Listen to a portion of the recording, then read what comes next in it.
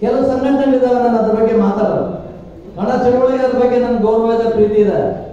ಆದರೆ ಕನ್ನಡದ ಹೆಸರಿನಲ್ಲಿ ನಾಟಕ ಆಡೋದನ್ನು ಬೇಡ ಅಂತ ಹೇಳ್ತೇನೆ. ಇವತ್ತು ನಾಟಕ ಆಡ್ತಕ್ಕಂಥ ಕಾರ್ಯಕ್ರಮಗಳನ್ನ ಮಾಡುವಂತವರು ಕನ್ನಡ ಕನ್ನಡ ಕನ್ನಡ ಅಂತ ಸುಳ್ಳು ಬಗ್ಗೆ ನಾನು ಮಾತಾಡೋದಿಲ್ಲ. ನನ್ನ ಅಭಿಮಾನ ಇದೆ ಅವ್ರಿಗೆ, ಅವ್ರ ಬಗ್ಗೆ. ಆದ್ರೆ ಎಲ್ಲೋ ಒಂದ್ ಕಡೆ ಒಂದ್ ಕಣ್ಣಿಗೆ ಬೆಣ್ಣೆ, ಒಂದ್ ಕಣ್ಣಿಗೆ ಸುಣ್ಣ ಇಟ್ಕೊಂಡು ನಾಟಕ ಆಡ್ತಕ್ಕಂಥ ಕೆಲಸಗಳು ಮಾಡ್ತಾರಲ್ಲ, ಅದನ್ನು ನಾನು ಖಂಡಿಸ್ತೇನೆ. ಹಿಂದೆ ಕುಮಾರಸ್ವಾಮಿ ಮುಖ್ಯಮಂತ್ರಿ ಇದ್ದಾಗ ಅವರು ಕರ್ನಾಟಕದಲ್ಲಿ ಕನ್ನಡ ಶಾಲೆ ಮಕ್ಕಳಿಗೆ ಇಂಗ್ಲಿಷ್ ಅನ್ನು ಹೇಳ್ಕೊಡ್ಬೇಕು ಅಂತ ಒಂದು ಸಬ್ಜೆಕ್ಟ್ ಇಂಗ್ಲಿಷ್ ತರಬೇಕು ಅಂತ ಪ್ರಯತ್ನ ಮಾಡಿ ಒಂದು ಆದೇಶ ತಂದರು.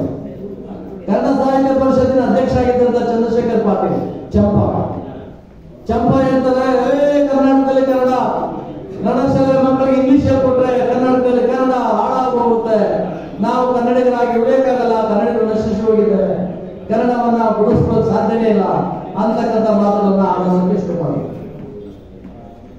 ಜ್ಞಾನಪೀಠ ಪ್ರಶಸ್ತಿ ಪಡೆದಂತವರು ಕೂಗಾಡ ಶುರು ಮಾಡಿಬಿಟ್ರು.